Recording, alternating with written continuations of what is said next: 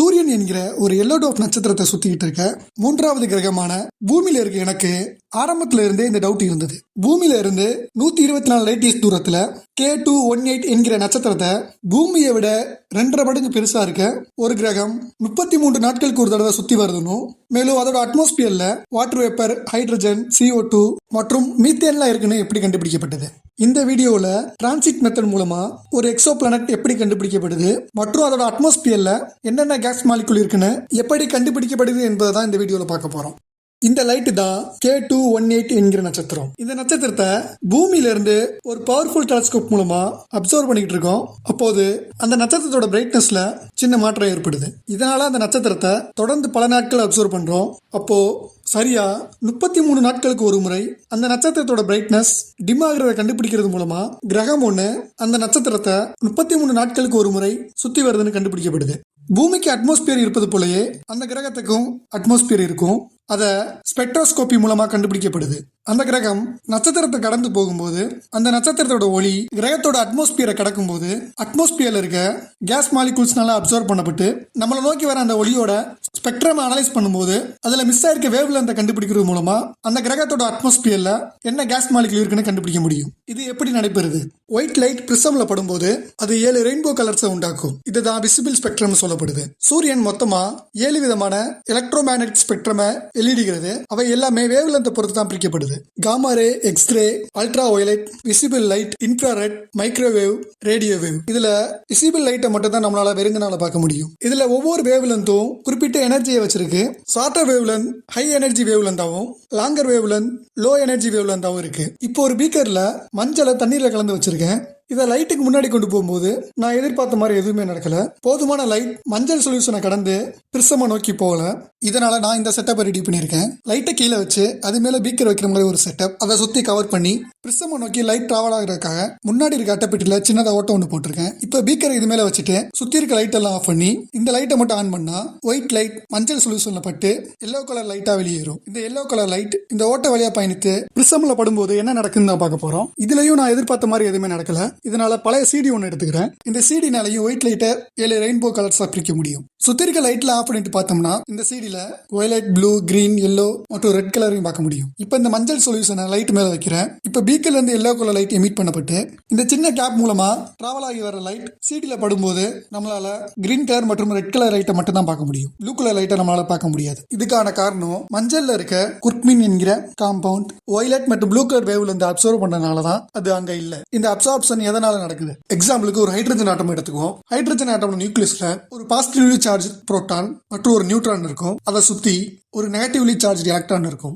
Electron சுத்திட்டு இருக்க இந்த பகுதியை பிரின்சிபல் எனர்ஜி லெவல் இல்லனா செல்லுன்னு சொல்லப்படுது. ஒரு ஆட்டமுக்கு இன்ஃபினிட் நம்பர் ஆஃப் செல் இருப்பதா சொல்லப்படுது. ஆனா அதிகபட்சமா யுரேனியம், ரேடியம் மற்றும் சில ஹெவியர் எலிமெண்ட்ஸ்க்கு 7வது செல் வரையும் தான் எலக்ட்ரான்ஸ் இருக்கும். அதுக்கு மேல இருக்க செல் எல்லாமே எம்டியா தான் இருக்கும். ஒரு எலக்ட்ரான் நெகட்டிவ்லி சார்ஜ் என்பதனாலையும் புரோட்டான் பாசிட்டிவ் சார்ஜ் என்பதனாலையும் 2 ஆப்போசிட் சார்ஜ் கிடையே ஏற்படுற எலக்ட்ரோஸ்டாட்டிக் ஃபோர்ஸ்னால தான் எலக்ட்ரான் ஆட்டம்ல இருக்கு. ஒருவேளை இந்த எலக்ட்ரானுக்கு அதிகமான எனர்ஜி கிடைச்சிச்சுன்னா ஃபர்ஸ்ட் செல்ல இருந்து 2வது செல், 3வது செல் மற்றும் 4, 5, 10, 100வது செல் அதுக்கு மேல 1000வது செல் வரையும் ஜம்ப் பண்ணி போகும்னு சொல்லப்படுது. கடைசியில ஒரு கட்டத்துல எலக்ட்ரான் ஆட்டம் விட்டு வெளியேறி ஆட்டம் அயனஸ் ஆகும்.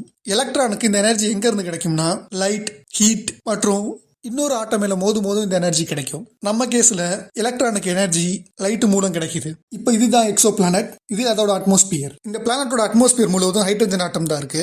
சூரியன்ல இருந்து வர லைட் இல்லனா எலக்ட்ரோ மேக்னெட்டிக் ஸ்பெக்ட்ரம்ல ஹை எனர்ஜி கொண்ட காமா ரே, எக்ஸ்ரே மற்றும் எக்ஸ்ட்ரீம் அல்ட்ரா வயலட் ரேஸ அட்மாஸ்பியர்ல இருக்க ஃபர்ஸ்ட் லேயர்ல இருக்க ஹைட்ரஜன் ஆட்டம்ல எலக்ட்ரானால அப்சர்வ் பண்ணும்போது எலக்ட்ரானுக்கு தேவையான எனர்ஜியை விட அளவுக்கு அதிகமா இருப்பதனால எலக்ட்ரான் ஆட்டமை விட்டு தப்பி செல்லும். இதுதான் அயனைசேஷன் சொல்லப்படுது. அடுத்ததான் இந்த லைட் இன்னொரு ஹைட்ரஜன் ஆட்டம் நோக்கி பயணிக்கும். அந்த ஆட்டம்ல இருக்க எலக்ட்ரானுக்கு ஃபர்ஸ்ட் செல்ல இருந்து செகண்ட் செல்லுக்கு போக 10.2 எலக்ட்ரிக் வோல்ட் எனர்ஜி தேவைப்படும்.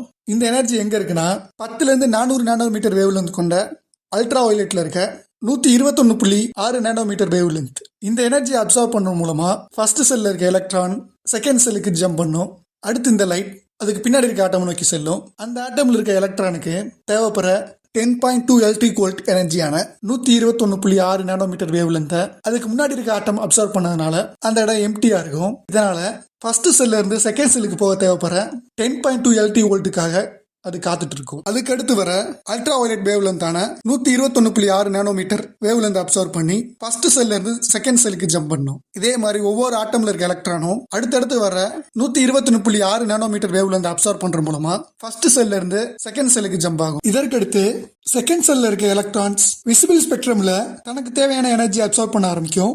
முதல் ஹைட்ரஜன் ஆட்டம்ல இருக்க எலக்ட்ரான் விசிபிள் லைட்ல இருக்க 410.8 நானோமீட்டர் வேவ் லென்த் கொண்ட வயலட் கலரை அப்சர்வ் பண்ணி அதன் மூலியமா கிடைக்கிற எனர்ஜியை வச்சு செகண்ட் செல்ல இருந்து ஆறாவது செல்லுக்கு ஜம்ப் பண்ணும். இந்த அப்சார்ப்ஷனால விசிபிள் ஸ்பெக்ட்ரம்ல வயலட் கலர் வேவ் லென்த்ல சின்ன கேப் உண்டாகும். இதுதான் அப்சார்ப்ஷன் லைன். அடுத்ததான் இந்த லைட் அடுத்த ஆட்டம் நோக்கி பயணிக்கும். அந்த ஆட்டம்ல இருக்க எலக்ட்ரான் விசிபிள் ஸ்பெக்ட்ரம்ல வயலட் கலர் வேவ் லென்த் ஏற்கனவே அப்சர்வ் பண்ணனால அதை விட குறைவாக எனர்ஜி இருக்க 434 நானோமீட்டர் வேவ் லென்த் கொண்ட ப்ளூ அண்ட் வயலட் கலரை அப்சர்வ் பண்ணும். இதன் மூலமா விசிபிள் ஸ்பெக்ட்ரம்ல அங்க சின்ன கேப் உண்டாகும். இந்த எனர்ஜி மூலமா செகண்ட் செல்ல இருந்து ஐந்தாவது செல்லுக்கு எலக்ட்ரான் ஜம்ப் பண்ணும். அடுத்த ஆட்டம் 486.1 வேவ் லென்த் கொண்ட blue and green colour observe பண்ணி இரண்டாவது செல்ல இருந்து நான்காவது செல்லுக்கு ஜம்ப் பண்ணும். இதற்கடுத்து இந்த லைட் அடுத்த ஆட்டமுக்கு பயணித்து அந்த ஆட்டம்ல இருக்க எலக்ட்ரான் 656.3 வேவ் லென்த் கொண்ட ரெட் கலர் அப்சர்வ் பண்ற மூலமா இரண்டாவது செல்ல இருந்து மூன்றாவது செல்லுக்கு ஜம்ப் பண்ணும். இந்த அப்சார்ப்ஷனால விசிபிள் ஸ்பெக்ட்ரம்ல ஒரு கேப் உண்டாகும். இப்போ இந்த லைட் இந்த அட்மாஸ்பியரை கடந்து பூமியை நோக்கி வரும்.